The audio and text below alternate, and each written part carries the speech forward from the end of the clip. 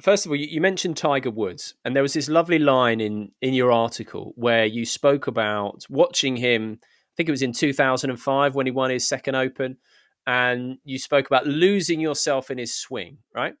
Um, and I want to link this to two other things.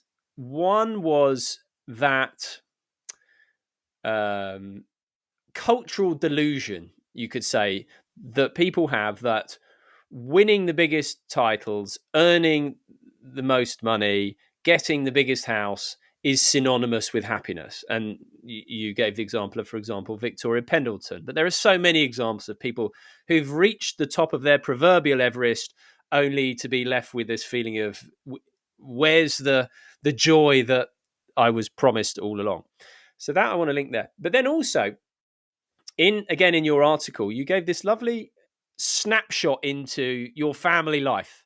So you were watching the England Fiji game at the Rugby World Cup with your kids, and your daughter was really into it, and she said something like, "Daddy, are we going to lose?" And you turned to her and said, "I don't know, but it's a hell of a game," or something to that effect.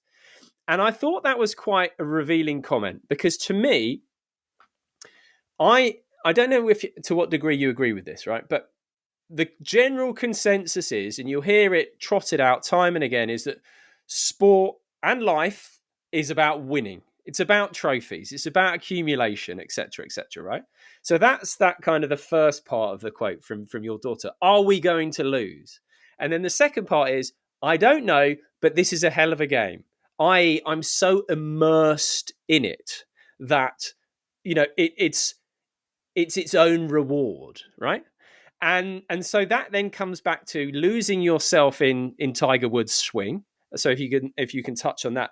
And then there's the George Plimpton line as well, which I think you quote, which is about how the pleasure of sport is the cessation of time itself. Now, I want to bring all these points together because to me, I think this whole narrative, it's about trophies, it's about winning. Actually, of course, we want to win. As you said, right? To enjoy the journey, you need a destination. But actually, I think personally, having done, like you, spoken to so many people and thought quite deeply about this, I don't agree that with that sentiment. I don't think that is the beauty and the point of sport. I don't think it is the winning. I don't think it is the trophies. I think there is something far more profound and deeper than that. Well, that's an interesting question. I think with the Tiger Woods swing, one of the joys of watching golf as a journalist at the Open is you're allowed under the rope. So there's a rope that keeps the spectators, a certain distance away from the players. But at the Masters, the journalists have to stay behind the rope. At the Open, you're allowed under the rope. So you're actually standing pretty much with the caddies watching the swing. And that intimacy was just a revelation to me because one thing, the acoustics of how the ball sounds, particularly when the driver makes contact with it, has to be heard to be believed. But then also I did lose myself in Woods' swing. I think it's a beautiful swing. The technical efficiency of it, the way that he can shape the ball, both fade and draw. It's a mesmerizing thing.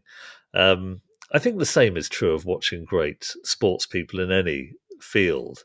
There's a wonderful line from David Foster Wallace on Federer that sport expresses a beauty of mankind's accommodation.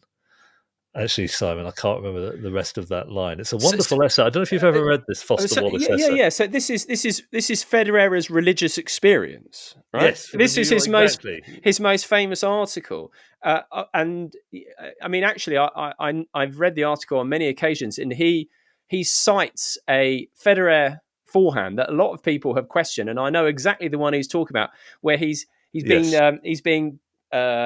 played pushed down the back into the backhand corner. He's falling backwards against Agassi and unleashes this forehand winner down the line that you're like, no, that's impossible. Yeah, no. And to me, Federer did that transcendent religious, let's call it transcendent experience as well as anybody. In the fact, old to me, better than anybody, I have to say. Yeah, I think probably better than anybody. Federer, watching him on centre court for the first time was very. I'm not religious, but it was a religious experience. I just could not believe what I was Then we watching. could call it spiritual, surely. Spiritual, There's spiritual. something transcendent about it. Yeah, but when it comes to how time slows down, time becomes elastic when you're watching great sport or you're participating in great sport. I do think, to go back to something I said earlier, that happens in a more profound way if you're trying to win as a player, or if you want one of the two teams or Of players to course, yeah. win. You need to be Because when you engaged, don't have you? the Yeah. emotional stakes, that's when the immersion becomes very deep. I was trying to think why this might be. And I was thinking of a game of Monopoly. My two kids have got into Monopoly in a big way, and we play almost every second day. And if we haven't got much time, we just don't play the greens or the blues so that we can build up sets and play out. But imagine if during the game, I said to one of them, "Oh, you've landed on Mayfair with a hotel. You don't have to pay." That makes a mockery of the rules. What's the point of playing if you're not going to be Yeah, constrained by the rules? Imagine if yeah. somebody hit the ball out in tennis. Oh, don't worry about it. Just take it again. Or if I said to Evie, "Yeah, I'm winning, but here's a couple of £1,000 so you can beat me." The whole point of it, you need to have everybody as part of the contest wanting to win and wanting to win within the rules. There have to be constraints. And if those constraints aren't there, arbitrary constraints, the rules of tennis, 15, 30, 40 game, it's all arbitrary. The height of the net, the size of the court, all of it is completely arbitrary. But once one acknowledges those constraints and then decides that we want to win at this completely trivial invented game, that's when you can completely lose yourself in watching or in playing. So I don't think one can draw a complete contrast between the desire to win and the ability to, as it were, have that spiritual experience. Yes, look. I think that's a fair point. But then what I would say as an add-on to that would be that the most people tend to think then that um, the real the real reward is the winning, as opposed to that moment of full immersion, right? Right. That moment where, for a second, time does stop. And what does that mean? If I just take a sec, just if time stops. So I'm sure I can never be sure if I pronounce it right. Mihaly Csikszentmihalyi, right? The guy who spoke about flow. And he spoke about two things, a distortion of time and a loss of your sense of self. And what is that sense of self? Okay, it's Simon, it's Dad.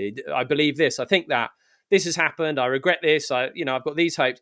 It's this kind of self that lives in time, as it were, right? It's most of us find our identity through time, but then in that exact moment where you're lost, all of that is irrelevant. For that split second, you just are, right. You're yourself in your purest essence. And to me, that is someone like watching Federer. Obviously, I could always tell when Federer was in that state. You just see him. He wasn't in his head. I could see sometimes against Djokovic, he'd be up in his head, and it's sort of second guessing himself and thinking too much. But when he was flowing, he would surprise himself. But I think the beauty of someone like that, or let's say, I don't know, an Ayrton Senna, a Lionel Messi, Muhammad Ali, any of these guys who have those similar abilities, is that it gives us that same access within ourselves. Because for that moment of watching Federer, the same is true of us. We're so engrossed. Think about the 2008 final with Federer and Nadal. So it's escapism, not just from politics and the horrors of wars and stuff. It's also an escape from our identity and ourselves that we carry around the whole time. And I think we underestimate how much we crave and seek and enjoy that experience, that losing ourselves